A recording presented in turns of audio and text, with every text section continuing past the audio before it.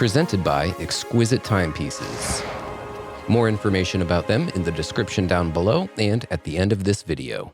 The first thing you're likely to notice about the newest Omega Speedmaster is the watch box redesign. It's similar to the prior model in terms of style, but significantly smaller, leaving you with a quality Omega brand presentation case, but in a much more manageable size. The watch itself has also seen a number of changes, refreshing it to be a bit more up-to-date without losing the essence that is the Omega Speedmaster Moonwatch. Today, we're looking at the 42mm Omega Speedmaster Professional Sapphire Sandwich, reference number 310.30.42.50.01.002. That's quite a mouthful. This watch has a manufacturer's suggested retail price of $7,150, and of course, it's available at Exquisite Timepieces, my local authorized Omega dealer. Now, as I'm sure most of my regular viewers will recall, that I owned the prior generation Omega Speedmaster for a number of years. Technically, the Hesalite crystal version, but a similar enough watch to be comfortable saying that I've got a fair bit of experience with this watch. And coming from the perspective of a previous speedy owner, the new model meets or even exceeds the older model in just about every conceivable way. In fact, I really only have one complaint about this watch, so let's just go ahead and get that out of the way right now, and that has to do with the clasp. Now first, the clasp on this watch is a definite upgrade over the older model, but like the older version, this clasp lacks any significant micro-adjustment. On my older Speedmaster, I simply replaced the stock clasp with a Seamaster clasp in order to get more adjustability, but on this model, I'm kind of guessing that that is unfortunately not something you're going to be able to do. That said, while the clasp only has 2 micro-adjustment points, the bracelet itself has been changed in such a way that each individual link is a bit smaller in overall length. And what that means is that removing a single link won't be as big of a change in bracelet size. So it's likely that most people will have an easier time getting a good fit with this watch, as opposed to the older model's bracelet.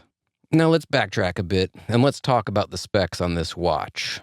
The overall size and the dimensions of this watch come in at 42mm in case diameter with a 20mm lug width. The case thickness is about 13.5mm, and it has a wingspan from lug tip to lug tip of about 47mm.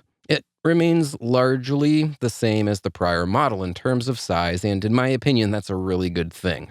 This is, as previously mentioned, the Sapphire Sandwich version, and as such, it has a domed, scratch-resistant, and anti-reflective sapphire crystal covering the face of the dial, and of course it has a sapphire crystal display case-back window showing off the beautiful Omega coaxial master chronometer calibre 3861 movement.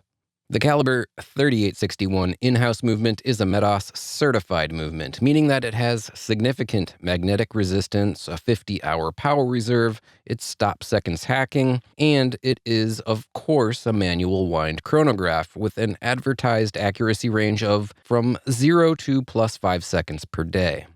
In regards to the style and the aesthetic of this watch, it does have a few subtle changes to the design when you compare it to something like the older 1861 model. And while small changes to the dial and the tachometer bezel are probably going to be noticeable to those of you who are extremely familiar with the different generations of the Speedmaster, they are, again, very subtle. And I would say that the spirit of the Speedmaster is wholly intact and unchanged. Speaking of the dial, for my money, the Speedy has one of the best dials in the watch game. And I put it right up there with another one of my favorites, the Rolex Explorer. Yeah, it is a totally different look, but it's still pretty much perfect, at least in my opinion. On the dial, we of course have the triple register chronograph layout with active running seconds on the left, along with a 30-minute totalizer to the right, and the 12-hour counter on the lower half of the dial. The central hand stack is simple and in a traditional white finish, but it's highly legible and it's classic Speedmaster through and through. The dial markers, the chapter ring, and the branding is all crisp and in keeping with the traditional Omega design, with one little cherry on top. The lovely applied Omega logo just below the 12 o'clock marker of the dial. The aluminum tachymeter bezel is another classic design element for the Speedmaster, with a subtle change that fans of the older, more vintage Moonwatch models might enjoy. That's the small dot over 90 indicator. It's something that few people will notice, but it pays respects to those collector's vintage models that fans of the model just will enjoy. Now, like most chronographs, using the elapsed timing function is super simple and straightforward. The top piston-style plunger both starts and stops the chronograph counter, while the lower plunger resets the watch back to the starting position.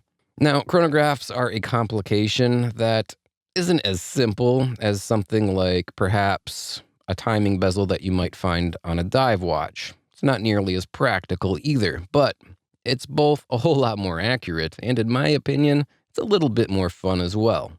Now, I think that one of the best things about this new Speedmaster model is, of course, the bracelet. And yes, like I mentioned, I do wish that the clasp had more micro adjustment, but overall, the bracelet and the clasp are large upgrades over the previous model.